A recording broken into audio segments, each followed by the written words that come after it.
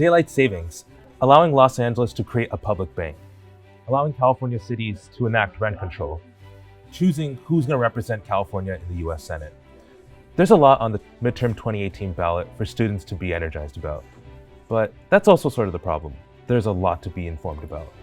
Here's a rundown of things we of the Daily Bruin Editorial Board think you should watch out for.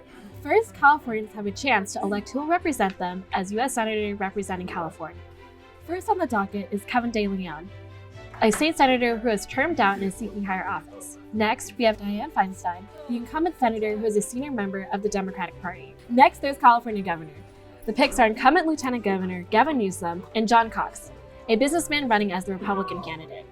On to the state ballot propositions. These are basically measures that allow California citizens to enact policy that would go effective the next year.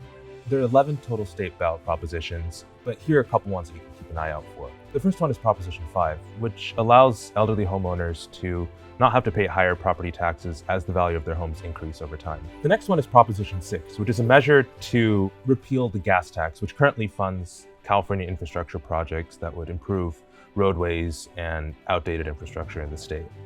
After that, there's Proposition 7, which would allow California to effectively stay on daylight savings time and not have to switch the clock each year, twice a year. The next one is Proposition 10, a measure that would allow California local governments to enact rent control as they see fit, something that has been restricted in history because of the Costa-Hawkins Act.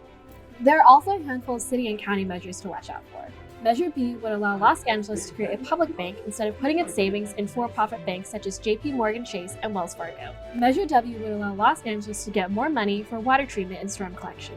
Listen, November 6th is during midterm season, and it's easy to sit this one out.